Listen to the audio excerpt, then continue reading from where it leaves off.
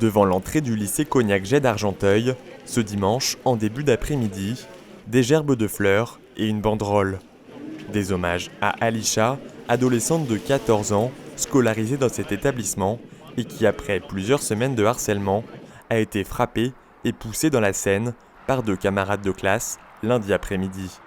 Près de 3000 personnes se sont rassemblées pour apporter leur soutien à la famille de la jeune fille. Ça m'a choquée, j'ai pleuré. Moi aussi j'ai des enfants, j'ai mes petits-enfants, j'ai mes petites filles. Même si j'ai pas d'enfants, ça fait mal au cœur. Elle est là, dans le cœur. C'est une petite fille. C'est une petite fille. Elle n'a rien fait, elle n'a rien demandé. Tu vois, entre copains, normalement, on est solidaires à l'école. On ne tue pas les enfants, on ne se tue pas entre nous. Ça me touche beaucoup. Parce que ça peut arriver à tout. Moi, à chaque fois, mes enfants, ils partent le matin à l'école. J'ai la peur au ventre. J'ai dit, j'attends une mauvaise nouvelle. Je rentre à la maison, j'ai dit à mes enfants, est-ce que quelqu'un vous a harcelé? Jusqu'à mon fils de 13 ans, il me dit, maman, arrête, c'est toi qui m'harcèle, maman. Non, je lui dis, mon fils, j'ai peur. Peu de silence, s'il vous plaît, messieurs, dames.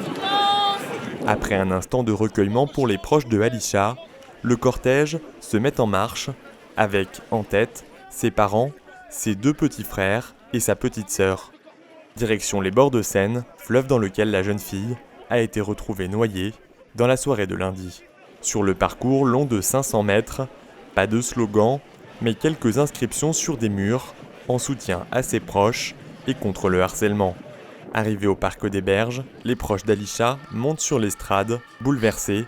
Ses parents prennent la parole l'un après l'autre. Je me sens seule, on m'a arraché une partie de moi.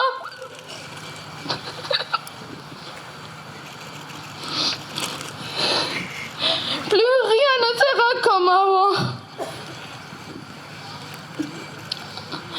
On avait des projets.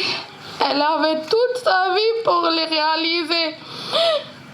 Mais elle a croisé la route de ses assesseurs. Ça pouvait être votre fille et votre sœur. Nous semblerions être tristes. Je demande 1 minute de silence pour Alisha. Après 1 minute de silence, quelques élus prennent la parole. Dans le viseur, les réseaux sociaux et leurs dérives. On a tous tout un tas d'appareils modernes qui sont censés faciliter la communication. Attention à la communication. Attention aux usages dangereux de tous ces réseaux sociaux pour lesquels, trop souvent, l'anonymat permet à certains de se cacher. Un constat partagé par le public. Meilleur contrôle des réseaux sociaux. Meilleur contrôle. Mais moi, je dirais même la suppression, c'est encore mieux. Tous ces réseaux, tous ces jeux vidéo violents qu'on voit, toutes ces vidéos sur YouTube où on voit un gamin qui prend un couteau, qui tue une poule, qui tue je ne sais quoi. Mais non, en fait, non. Aujourd'hui, c'est trop facile de tuer. La vie, elle coûte rien pour les êtres humains maintenant. Il n'y a plus de justice. Non, il n'y a plus de justice, il n'y a plus rien. Je travaille dans un milieu scolaire, je travaille dans un collège. Je suis surveillante, donc assistante d'éducation. Et c'est quelque chose qu'on voit au quotidien. C'est quelque chose aussi que j'ai vécu étant petite. Et pour moi, c'est inadmissible d'en arriver à là. Et non, le harcèlement, non. Une cagnotte a été lancée sur Internet en soutien de la famille endeuillée. Ce dimanche après-midi, elle affichait près de 650 participants pour presque 14 000 €.